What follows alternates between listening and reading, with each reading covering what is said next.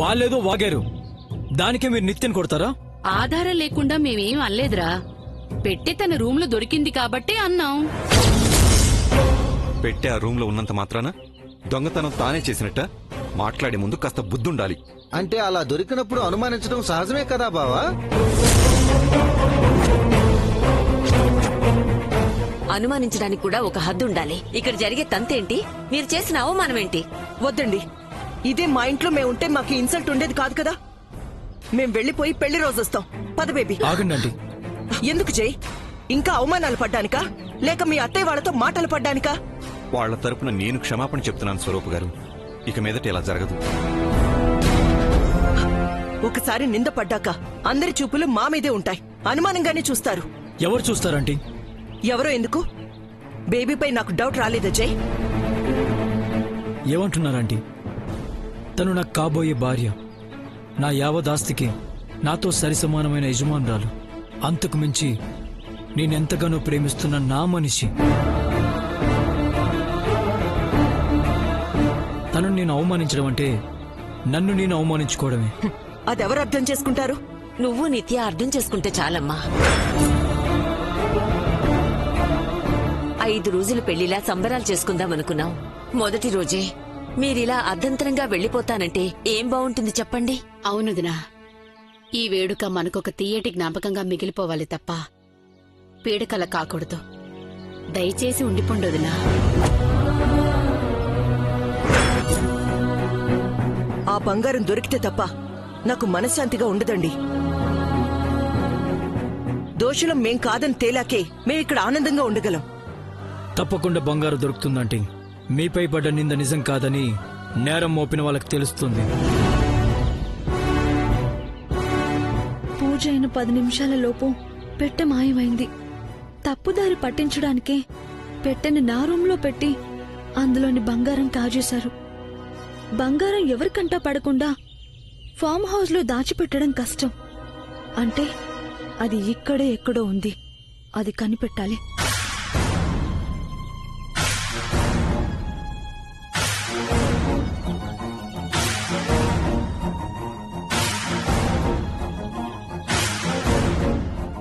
ఎందుకు నవ్వుతున్నారు? పోయిన బంగారం పట్టుకోవటానికి లేడీ డిటెక్టివ్ బయలుదేరింది. దాని మొహం, దానికని తెలివితేటలు ఎక్కడేడ్చాయి? ఏమో, గుర్రం ఎగరావచ్చు.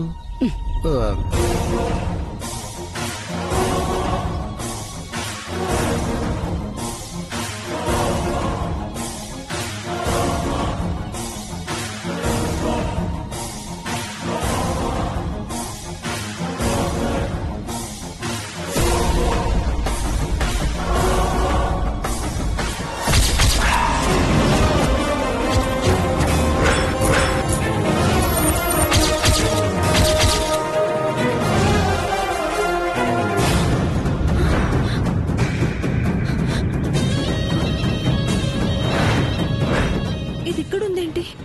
అంటే ఈ చుట్టుపక్కల ఎక్కడో బంగారం ఉన్నట్టుంది.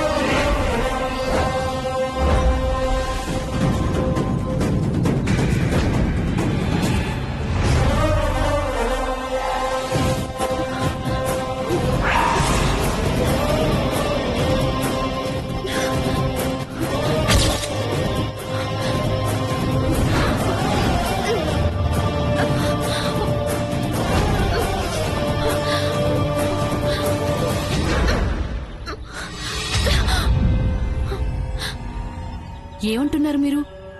ఇందాక అడిగితే తెలీదన్నారు. నీకు సర్ప్రైజ్ ఇద్దామని అలా చెప్పాను. ఆ బంగారు బిస్కెట్లను గొయ్యి తీసి కప్పి పెట్టింది నేనే. ఆ గొయ్యికి దారి చూపేలా 2 బిస్కెట్లను పడేసింది నేనే. ఇప్పుడు చూడు.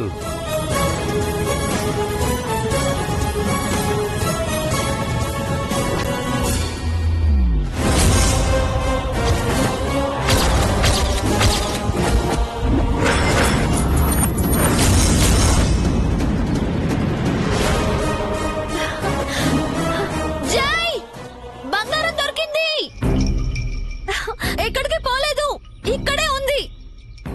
చూసావా, వర్కౌట్ అయింది. పద. రాత్రికి తులాభారం కూడా ఆగదు. హ్యాపీగా జరిగిపోతుంది. రండి, అందరూ రండి.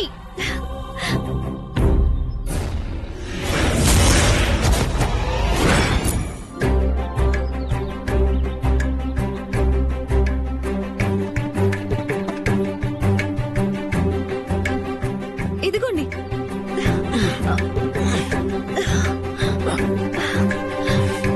బంగారాన్ని కనిపెట్టే సంజయ్.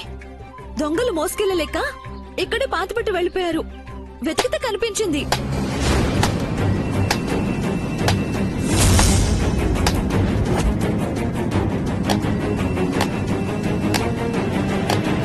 చాలా అద్భుతమైన నటన నిత్య. అమోఘంగా నటిస్తున్నావు, శబాష్. నటనేంటండి? ఇప్పుడేమంటారు స్వరూప గారు? ఈ దొంగతనం చేసింది సాక్షాత్తు మీ గారాల పట్టేనని ఒప్పుకుంటారా?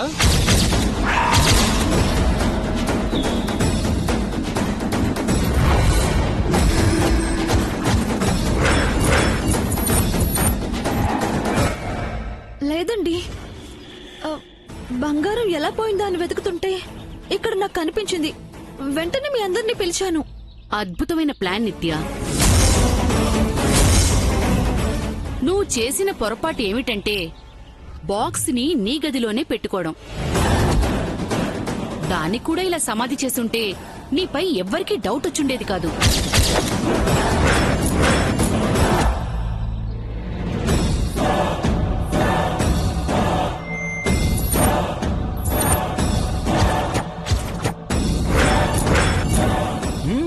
చాలా తెలివిగా ప్లాన్ చేసావు, కానీ ఎందుకో ఒత్తిడికి గురై వెంటనే బంగారాన్ని బయట పెట్టావు.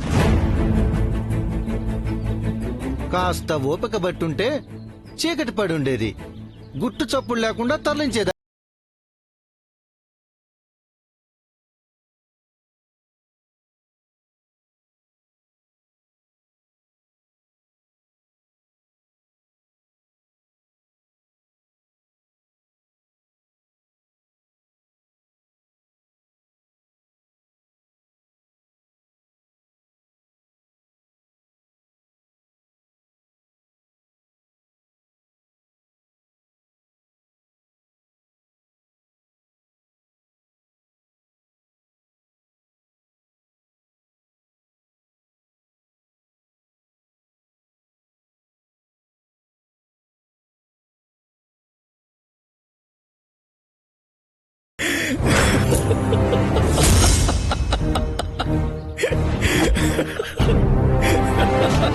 నవ్వుతున్నాడంటేనే. ఐఎమ్ సారీ నిత్య, ఐఎమ్ రియలీ సారీ. ఆ దొంగతనం చేసింది నేనే.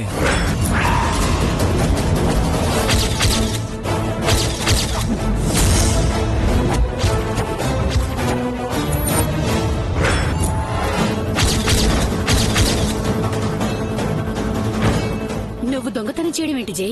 ఎస్, నేనే కావాలని చేశాను. దేనికి జై? సరదాగా నిత్య నాట పట్టిద్దామని చేశాను డాడ్.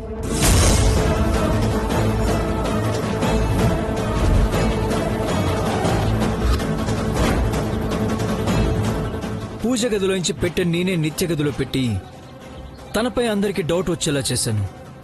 ఆ తర్వాత చారి సాయంతో ఇక్కడ పాతి పెట్టాను.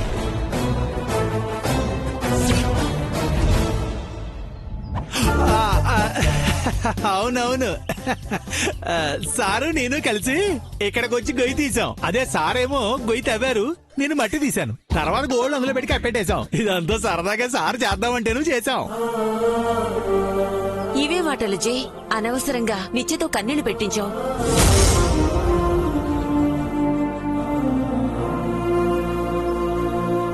వాళ్ళమ్మతో కొట్టించావు, అందర్నీ కంగారు పెట్టించావు. సారీ జేజీ, ఇష్యూ ఇంతలా సీరియస్ అవుతుంది అనుకోలేదు. ఈ 5 రోజులు ఆటపాటలు అన్నారని ప్రాక్టికల్ గా జోక్ చేద్దామని చేశాను. దొంగతనం మనం చేస్తే వాడు చేశాడంటాడేంటే? ఇంకా అర్థం కాలేదా? నిత్యను కాపాడడానికి వడలా వాగుతున్నాడు. ఊరుకోండి. సారీ ఆంటీ, మీరు హర్ట్ అయ్యారని తెలుసు. I'm extremely sorry. It's okay జై. ఐఎమ్ సారీ నిత్య, ఐఎమ్ రియలీ సారీ. ఏంటండి సారీ? సరదాగా చేయాలంటే సంతోషపడే పనులు చేయాలి కానీ ఇలా బాధ పెట్టే పనులు చేస్తారా? చెప్పాను కదా, బట్ ఇంత సీరియస్ అవుతుంది అనుకోలేదు. అంత బంగారం పోతే సీరియస్ కాకుండా ఎలా ఉంటారండి? అయినా మీ నాటకంలో నన్నే దొంగం చేయాలా? నన్నే ఏడిపించాలా? ఎందుకండి నాపై ఇంత కక్ష కట్టారు? అందరి ముందు నేను అవమానపడేలా ఎందుకు చేశారు? ఐఎమ్ సారీ నిత్య, రియలీ సారీ. ఊరుకోమ్మా, ఊరుకో. సారీ చెప్తే పోయిన పరువు తిరిగొస్తుందా? అన్న మాటలు వేసిన నిందలు వెనక్కి తీసుకుంటారా ఏంటి? ఏ రోజు మా అమ్మ నన్ను కొట్టలేదు. తను చెంపపై కొడితే మీరు గుండెపై కొట్టారు.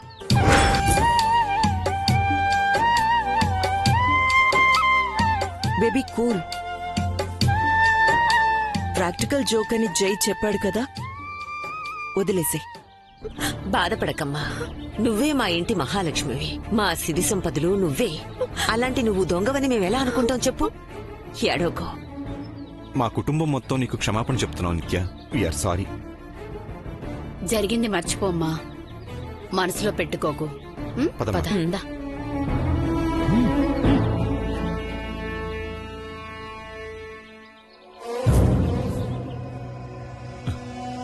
ఎందుకు సార్ చేయని తప్పుని మీ నెత్తిపై వేసుకున్నారు?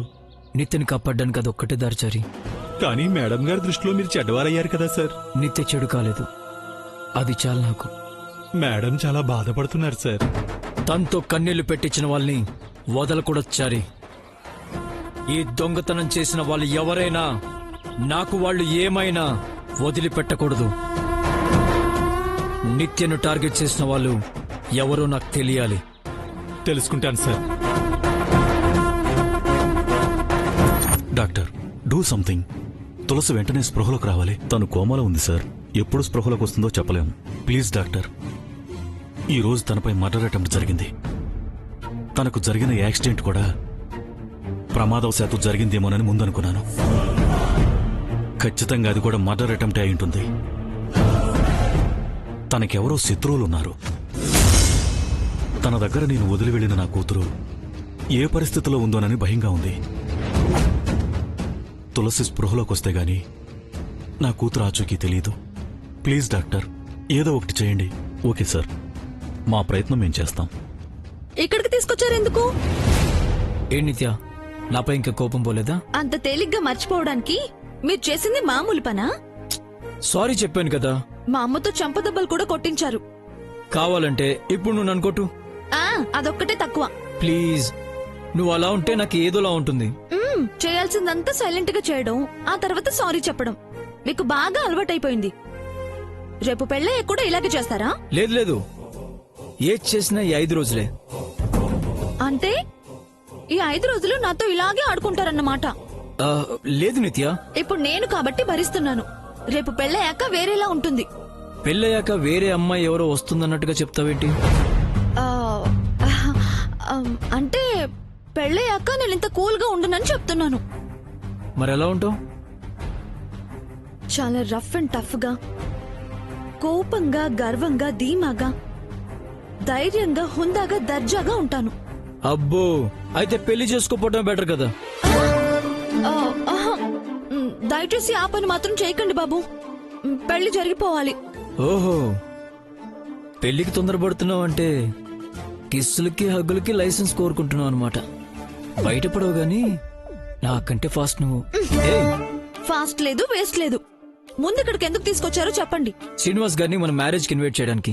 అయ్యో, ఆయనకేమైంది? ఏం కాలేదు, ఆయనకు తెలిసిన వారు ఎవరు అడ్మిట్ అయ్యారంట. కాల్ చేస్తే ఇక్కడికి రమ్మని చెప్పారు. అంకుల్ చాలా మంచివారు. ఆయన బంధువులకి ఏం ఆపదొచ్చిందో ఏమో. పద చూద్దాం.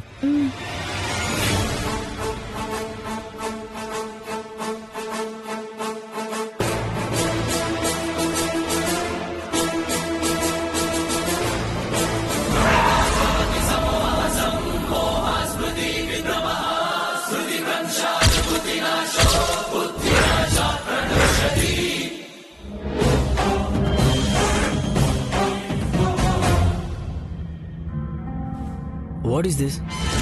ఇక్కడ ఎవరు లేరేంటి?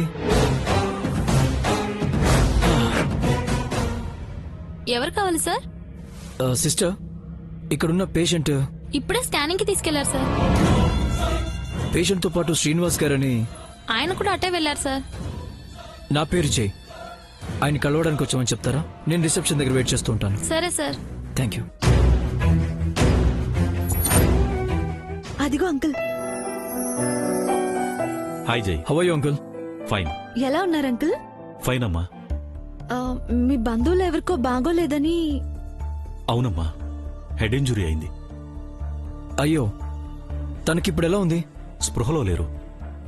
టైం పడుతుందని చెప్తున్నారు. I'm sorry. It's okay. అవును, కలుద్దామని కాల్ చేశారేంటి? 5 days లో మా పెళ్ళి అంకుల్. ఈ 5 days మా ఫామ్ హౌస్ లో సెలబ్రేట్ చేసుకుంటున్నాం. మిమ్మల్ని ఇన్వైట్ చేద్దామని వచ్చాం. ఓ గుడ్. 5 days అంటే చాలా దగ్గరలోనే ఉంది. అవును అంకుల్, మీరు తప్పకుండా రావాలి. సారీ అమ్మా, పేషెంట్ నాకు కావాల్సిన మనిషి. అందుకే నేనే దగ్గరుండి చూసుకుంటున్నాను. క్యూర్ అయ్యే వరకు తనను విడిచి ఎటూ రాలేను. మీ సిచ్యువేషన్ అర్థం చేసుకోగలం, కానీ మీరు వస్తే బాగుంటుందని మా కోరిక. కరెక్టే జై, రావాలని నాకు ఉంది. బట్ ఏంటి అంకుల్, నన్ను మీ కూతుర్లా చూశారు, చీరిచ్చారు. మరి పెళ్లికి రారా? వచ్చి అక్షింతలు వేయలేరా? నువ్విలా నోరు తెరిచి అడిగితే రాకుండా ఉంటానా? తప్పకుండా వస్తానమ్మా. Thanks uncle. పెళ్ళయ్యేలోపు ఏదో ఒక రోజు వస్తాను. కుదరకపోతే పెళ్లి రోజు ఖచ్చితంగా వస్తాను. మీ రాక కోసం మేము ఎదురు చూస్తూ ఉంటాం అంకుల్. నా కూతుర్ని చూడ్డానికి నేను ఎదురు చూస్తున్నాను. ఈ కూతురు పెళ్లికి వెయిట్ చేయనిస్తానా? అడ్వాన్స్గా ఇద్దరికీ వివాహ శుభాకాంక్షలు. మీ పెళ్లి నిర్విఘ్నంగా జరగాలని, మీ జంట నిండు నూరేళ్లు పిల్లా పాపలతో, సిరి సంపదలతో, సుఖ సంతోషాలతో ఉండాలని కోరుకుంటున్నాను.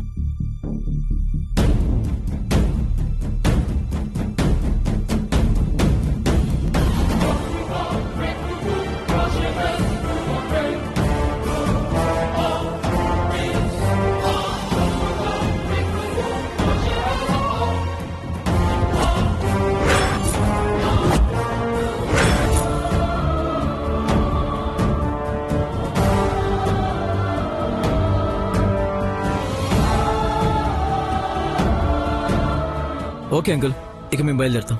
ఓకే జై. ఓకే అమ్మా. Bye uncle. Bye uncle.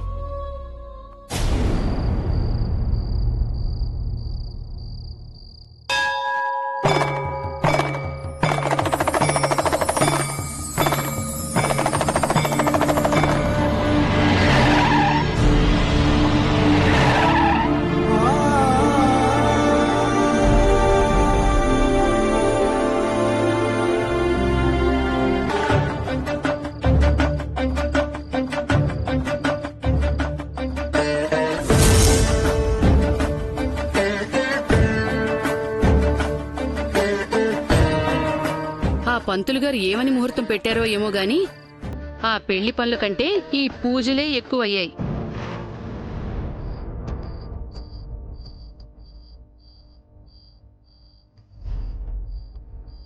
పెళ్లి సక్రమంగా జరగడానికే కదా ఈ పూజలుదనా?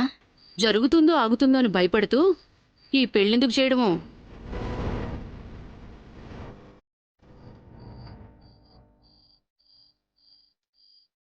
శుభమా అంటూ గుడికొచ్చి ఈ అశుభం మాట్లాడి చంద్రిక. అంటున్నానని మరోలా అనుకోకు బావా. అక్కడ బోలెడన్ని పనులు పెట్టుకొని ఇప్పుడు ఈ తులాభారాలంటూ ఈ దేవుడితో రాయబారాలు అవసరమా?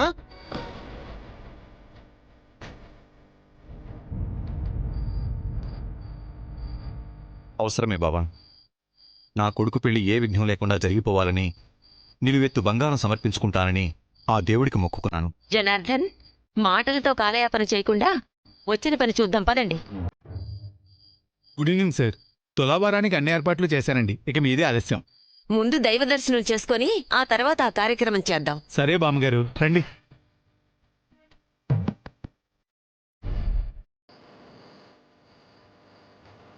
ఓం హిరణ్యవర్ణాం హిరణ్యం సువర్ణరజిత స్రజాం చంద్రాం హిరణ్యీం లక్ష్మీం జాతవేదో మమావహ తాం జాతవేదో లక్ష్మీం మణిపగామీం యస్యాం హిరణ్యే యుద్ధామస్వం పురుషాన్